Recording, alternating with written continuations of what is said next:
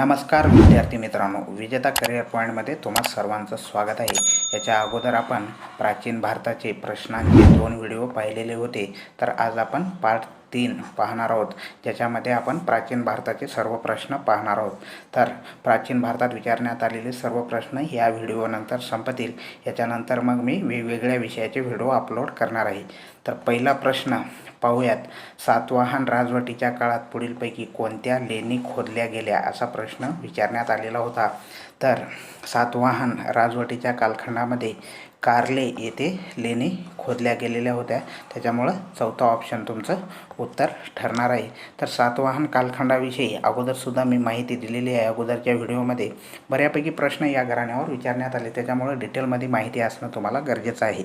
तर सातवाहन राजघराणे जे महाराष्ट्रात अस्तित्वात आले होते इसवी सन पूर्व 230 ते इसवी सन 230 या कालखंडामध्ये हे राजघराणं अस्तित्वात होतं। तर भारतामध्ये मौर्य साम्राज्याचा जेव्हा राज झाला, त्याच्यानंतर मग शुंग घराणं आणि कण्व घराणं अस्तित्वात आलं होतं आणि त्याच कालखंडामध्ये महाराष्ट्रामध्ये सातवाहन या घराण्याचा उदय झालेला होता। या राज्याचा जो प्रदेश आहे तो आजचा महाराष्ट्र असेल, कर्नाटक असेल, आंध्र प्रदेश असेल, तेलंगणा जे राज्य आहे त्या राज्यामध्ये पसरलेला होता। सातवाहन राजघराण्यात एकूण 30 राज्यांनी 460 वर्ष राज्य केलेलं होतं आणि जागतिक नकाशावर महाराष्ट्राला सर्वप्रथम दर्शविणारं राज्य घराणं कोणतं असेल तर ते सातवाहन राजघराणं होतं। एवढे पॉईंट्स तुम्हाला सातवाहन राजघराण्याविषयी माहिती असणं गरजेचं आहे। आणि सातवाहनाचं जे मूळ स्थान होतं किंवा कालखंड होता याच्याविषयी आपण माहिती घेऊ। तर सातवाहनाचं मूळ स्थान जे आहे त्याच्याविषयी जे आहेत इतिहासाचे त्यांच्यामध्ये वेगवेगळे मतभेद किंवा मते आढळतात। काहींच्या मते ते आंध्र प्रदेशचे होते, तर काहींच्या मते ते विदर्भातील होते असं सुद्धा मानले जाते। पण ऐतिहासिक साधनं जे मिळाले त्याच्यानुसार त्यांचे मूळ स्थान महाराष्ट्र असून त्यांची राजधानी पैठण येथे होती असं मानले जाते। पैठणलाच पूर्वी काय म्हटलं जात होतं, प्रतिष्ठान असं म्हटलं जात होतं आणि याच्यावर सुद्धा प्रश्न विचारण्यात आलेला आहे। म्हणजे तुम्ही प्राचीन भारतातले जर एकूण 40 प्रश्न पाहिले तर त्याच्यातले 25च्या वर प्रश्न जे दक्षिण भारतातले राज्य आहेत त्याच्यावर विचारण्यात आले, त्याच्यामुळे हा घटक तुमच्यासाठी खूप महत्त्वाचा असणार आहे। सातवाहन राज्यात प्रवेश करण्यासाठी जुन्नरचा घाट हा त्या कालखंडात महत्त्वाचा घाट होता आणि इथे विविध प्रकारच्या कोरीव लेण्या सापडलेल्या आहेत आणि त्याच्याहून मग सातवाहन घराण्याची माहिती मिळते आणि इथे जे लेख सापडले ते ब्राह्मी लिपीमध्ये होते आणि सातवाहन कालखंडात कार्ले येथील लेण्या खोदण्यात आलेल्या होत्या।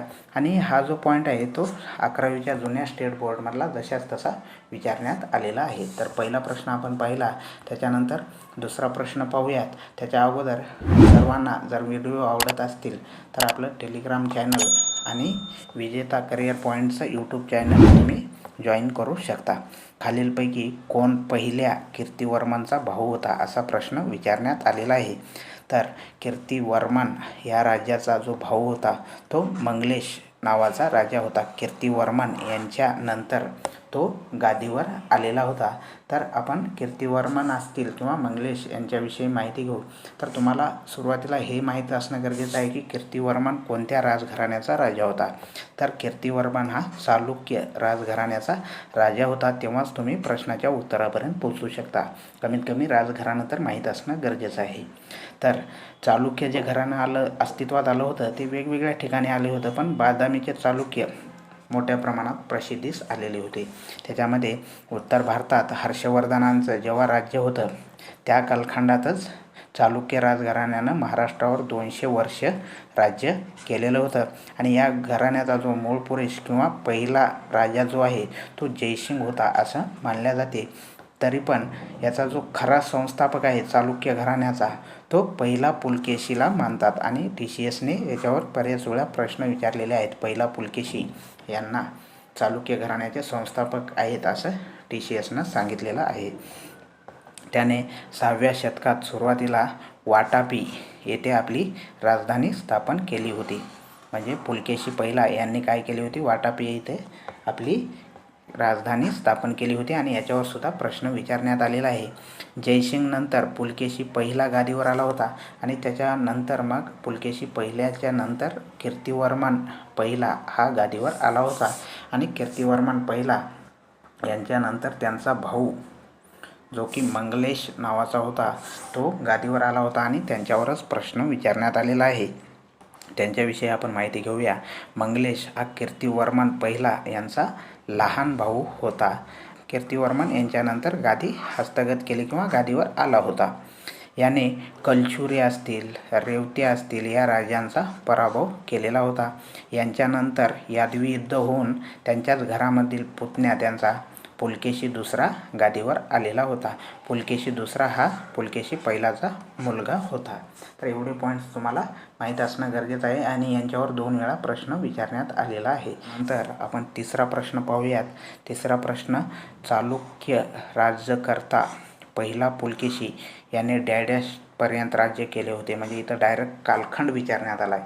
तर तुम्हाला महत्त्वाचे जे राज्य आहेत प्राचीन भारतातले त्यांचा कालखंडसुद्धा पाठ करावा लागणार आहे, जेणेकरून भविष्यात जर प्रश्न विचारण्यात आले तर सुटू शकतील. तर आहे ते 543 ते 566 या कालखंडामध्ये पहिला पुलकेशी याने राज्य केलेलं होतं. हा पॉईंट तुम्हाला माहीत असणं गरजेचं आहे.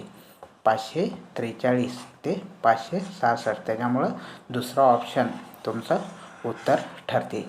आणि आपण चालुक्य घराण्यातला पहिला पुलकेशी याच्याविषयी माहिती घेऊयात. तर चालुक्य घराण्याची जी स्थापना झाली होती ते त्यांना बादामीचे चालुक्यसुद्धा म्हणून ओळखले जाते.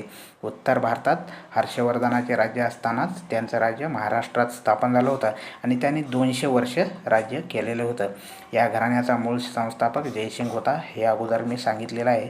आणि पहिला पुलकेशी याला या घराण्याचा मूळ संस्थापक किंवा खरा संस्थापक मानल्या जाते. तर पहिला पुलकेशी याने कोणत्या कालखंडात राज्य केलं याच्याविषयी आपण माहिती घेऊयात.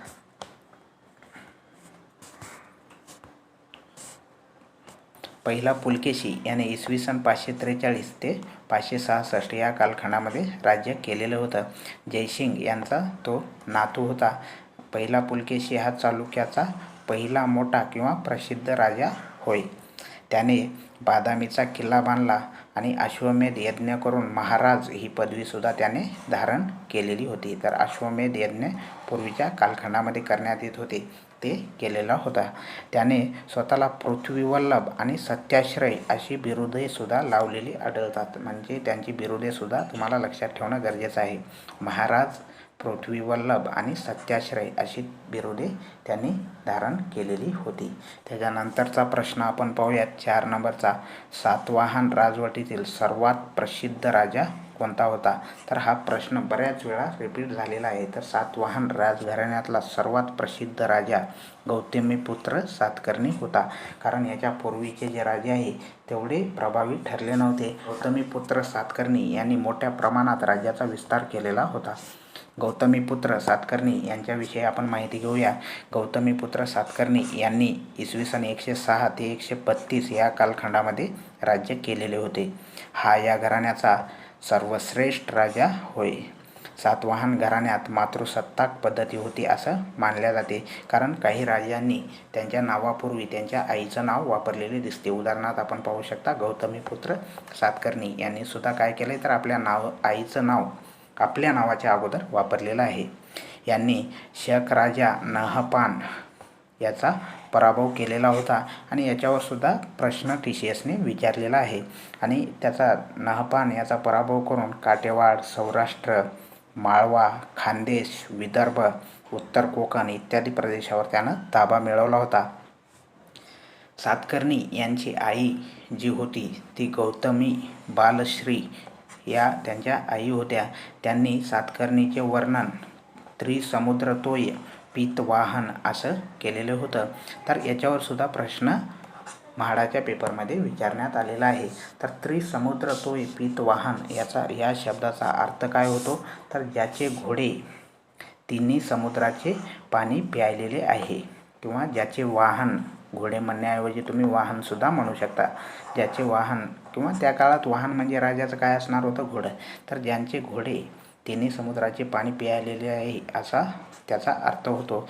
तर त्याच्यामधले आपण शब्द पाहूयात. त्रिसमुद्र या शब्दाचा अर्थ होतो 3 समुद्र. मग 3 समुद्र कोणते? बंगालचा उपसागर, हिंद महासागर आणि अरबी समुद्र. तोय या शब्दाचा अर्थ होतो पाणी, म्हणजे ज्याचे वाहन पाणी पित आहे. अशा अर्थाने त्रिसमुद्राचे. आणि वाहन म्हणजे काय तर घोडा या अर्थाने वापरलेला आहे. तर हे सर्व पॉईंट्स तुम्हाला गौतमीपुत्र सातकर्णी यांच्याविषयी माहीत असणं गरजेचं आहे. त्याच्यानंतरचा 5वा प्रश्न आपण पाहूयात. तर हिंदुस्थानी शास्त्रीय संगीताच्या क्रांतीच्या माहितीचा एक प्रमुख स्रोत असलेले नाट्यशास्त्र खालीलपैकी कोणी लिहिले असा प्रश्न विचारण्यात आलेला आहे. म्हणजे नाट्यशास्त्र हा जो ग्रंथ लिहिला आहे तो कोणी लिहिलेला आहे असा प्रश्न विचारलेला आहे. तर नाट्यशास्त्र हा जो ग्रंथ लिहिला आहे तो भरत मुनी किंवा भरत याने लिहिला असं मानल्या जाते. त्याच्यामुळं चौथा ऑप्शन तुमचं उत्तर ठरणार आहे. तर नाट्यशास्त्राविषयी आपण माहिती घेऊ. तर नाट्यशास्त्राचा जो काळ आहे तो इसवी सन पूर्व 2 ते 3 शतक मानला जातो. म्हणजे फिक्स काळ माहीत नाही कोणत्या कालखंडामध्ये लिहिण्यात आलं आहे. तर त्याहूनही प्राचीन असण्याची शक्यता वर्तवली जाते. भरत मुनींनी नाट्यशास्त्राची निर्मिती प्रत्यक्ष ब्रह्मदेवाच्या सांगण्यावरून केली असाही समज पूर्वीपासून आहे. म्हणजे नाट्यशास्त्र हा ग्रंथ भरत मुनींनी ब्रह्मदेवाच्या सांगण्यावरून लिहिला असा सुद्धा समज पसरलेला आहे. त्याच्यानंतर 6वा प्रश्न आपण पाहूया. चालुक्य राजवंशाच्या राजधानीचे प्राचीन नाव काय होते असा प्रश्न विचारण्यात आलेला आहे. तर चालुक्य हे जे राजघराणं अस्तित्वात आलं होतं ते बादामीचे चालुक्य म्हणून प्रसिद्ध आहे. आणि त्यांची जी राजधानी होती ती वाटापी या ठिकाणी होती. त्याच्यामुळं त्याचं उत्तर 3रा ऑप्शन ठरणार आहे. तर आपण याच्याविषयी चालुक्य घराण्याविषयी आधीसुद्धा बरीच माहिती घेतलेली आहे. तर आपण थोडक्यात माहिती घेऊया. चालुक्य घराणं जे आहे ते इसवी सन 6व्या शतकात दक्षिणेत चालुक्य घराण्याचा उदय झालेला होता. जयसिंग हा पहिला राजा किंवा मूळ पुरुष मानला जातो. त्याच्यानंतर पुलकेशी हा राजा झाला होता. तो मूळ संस्थापक या घराण्याचा मानला जातो. आणि याची जी राजधानी होती चालुक्य घराण्याची ती वाटापी येथे होती. सध्या तिला बादामी म्हणून ओळखल्या जाते. आणि येथे ही राजधानी होती आणि राजधानीवर प्रश्न विचारण्यात आलेला आहे. त्याच्यानंतर 7 नंबरचा प्रश्न आपण पाहूयात. खालीलपैकी कोण पहिल्या कीर्तिवर्मनचा भाऊ होता असा प्रश्न विचारण्यात आला आहे. आणि हा प्रश्न वेगवेगळ्या शिफ्टला रिपीट झाला आहे. म्हणजे पूर्वी एक वेळेस प्रश्न विचारण्यात आलेला होता. तर खालीलपैकी कोण कीर्तिवर्मनचा भाऊ आहे तो ऑप्शन नंबर 3 आहे. हे मंगलेश हा कीर्तिवर्मनचा भाऊ आहे. याच्याविषयी आपण अगोदरसुद्धा माहिती घेतलेली आहे. बादामीच्या चालुक्य घराण्यात कीर्तिवर्मन हा राजा होऊन गेला होता. उत्तर भारतात हर्षवर्धनाचे राज्य असताना हे घराणं अस्तित्वात आलं होतं. आपण अगोदरच पाहिलं जयसिंग हा पहिला राजा होता. त्याच्यानंतर पुलकेशी राजा झाला आणि पुलकेशीनंतर कीर्तिवर्मन हा राजा झालेला होता. मग कीर्तिवर्मनचा छोटा भाऊ जो होता तो मंगलेश गादीवर आलेला होता. तर मंगलेश ह्या राजावरच प्रश्न विचारण्यात आलेला आहे. मंगलेशने कलचुरी आणि रेवती या राजाचा पराभव केला होता. आणि त्यांच्यानंतर त्यांच्या घरातच यादवी युद्ध होऊन पुलकेशी दुसरा गादीवर आलेला होता. तर एवढे पॉईंट्स तुम्हाला मंगलेशविषयी माहीत असणं गरजेचं आहे. तर आपण 8व्या क्रमांकाचा प्रश्न पाहूयात. खालीलपैकी कोणता शासक राष्ट्रकूट राजवंशाचा होता असा प्रश्न विचारण्यात आलेला आहे. तर राजाराज पहिला हा चोळ राजघराण्याचा राजा असल्यामुळे हा राष्ट्रकूट राजघराण्याचा राजा नव्हता, म्हणून पहिला ऑप्शन चुकीचा ठरतो. त्याच्यानंतर विष्णुवर्धन हा राजा होयसळ घराण्याचा राजा होता, त्याच्यामुळं दुसरा ऑप्शनसुद्धा चुकीचा ठरतो. त्याच्यामुळं तुमचा पहिलं उत्तर जे आहे ते पहिला ऑप्शन ठरते. 1 किंवा यापैकी कोणतेही नाही. 1 किंवा 2 यापैकी कोणतेही नाही असं जे पहिलं ऑप्शन आहे ते तुमचं उत्तर ठरते.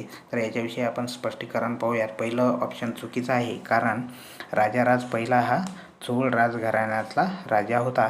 त्याच्यानंतर ऑप्शन दुसरं चुकीचं आहे, कारण विष्णुवर्धन हा राजा होयसळ राजघराण्याचा राजा होता आणि याचे राज्य कर्नाटक प्रदेशात पसरलेले होते. मध्ययुगीन कालखंडात यांनी राज्य केलं होतं, म्हणजे इसवी सन 1100च्या नंतर यांनी राज्य केलेलं होतं. त्याच्यामुळं याचं पहिलं ऑप्शन तुमचं उत्तर ठरते. 1 किंवा 2 यापैकी कोणतेही नाही हे तुमचं उत्तर ठरते. त्याच्यानंतरचा प्रश्न पाहूयात आपण. 9वा प्रश्न आपण पाहूयात. ऋग्वेदात किती सूक्ते आहेत असा प्रश्न विचारण्यात आलेला होता. तर याच्यामधलं ऑप्शन नंबर 1 तुमचं उत्तर आहे, कारण 1028 सूक्ते ऋग्वेदामध्ये होती. तर ऋग्वेदाविषयी आपण माहिती घेऊयात. ऋग्वेद हा जो ग्रंथ आहे तो वैदिक कालखंडामध्ये लिहिण्यात आलेला ग्रंथ आहे. याच्यामध्ये देवतांची स्तुती करण्यासाठी रचलेली पदे आहेत आणि त्याच पदांना काय म्हणतात, मग ऋचा असं म्हटल्या जाते. आणि या अनेक ऋचापासून एक सूक्त तयार होत असते. म्हणजे अनेक ऋचा एकत्र आल्यानंतर त्यांना गुंफून सूक्त तयार होत असते. आणि या सूक्तावर सुद्धा प्रश्न विचारण्यात आले आहे. ऋग्वेदातील जे स्त्रोत आहेत त्यांना सूक्त म्हणून ओळखल्या जाते असा प्रश्न एक वेळेस म्हाडाने विचारलेला होता. आणि अनेक सूक्तांचे मिळून एक मंडल तयार होत असते.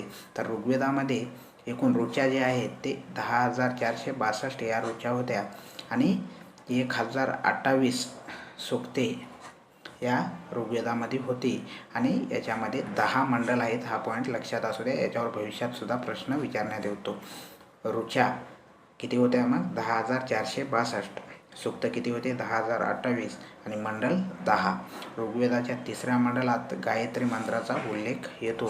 तो विश्वामित्र यांनी रचल्याचे मानले जाते. म्हणजे जे गायत्री मंत्र आहे ते विश्वामित्र यांनी रचल्याचे मानले जाते. ऋग्वेदाच्या 3ऱ्या मंडलामध्ये गायत्री मंत्राचा उल्लेख येतो. 10व्या मंडलामध्ये पुरुष सूक्त आहे. त्याच्यामध्ये चातुर्वर्ण व्यवस्थेचा उल्लेख आलेला आहे. यानुसार ब्रह्मदेवाच्या मुखातून ब्राह्मण, हातातून क्षत्रिय, हात किंवा बाहू म्हणू शकता त्याला, आणि पायातून वैश्य किंवा शूद्र निर्माण झालेत असं मत त्याच्यामध्ये 10व्या मंडलामध्ये पुरुष सूक्तामध्ये चातुर्वर्ण व्यवस्थेविषयी मांडलेला आहे. तर अशा प्रकारे आपण 9 प्रश्न जे की प्राचीन इतिहासावर विचारण्यात आले पाहिले होतं. तर या 3 व्हिडिओच्या माध्यमातून मी तुमचे म्हाडा आणि ITIच्या पेपरला विचारण्यात आलेले सर्व प्रश्न कवर केलेले आहेत. याचे PDF डाउनलोड करण्यासाठी तुम्ही आपलं टेलिग्राम चॅनल विजेता करिअर पॉईंट जॉईन करून तिथून PDF डाउनलोड करू शकता. तर आज आपण इथंच थांबूयात. धन्यवाद मित्रांनो.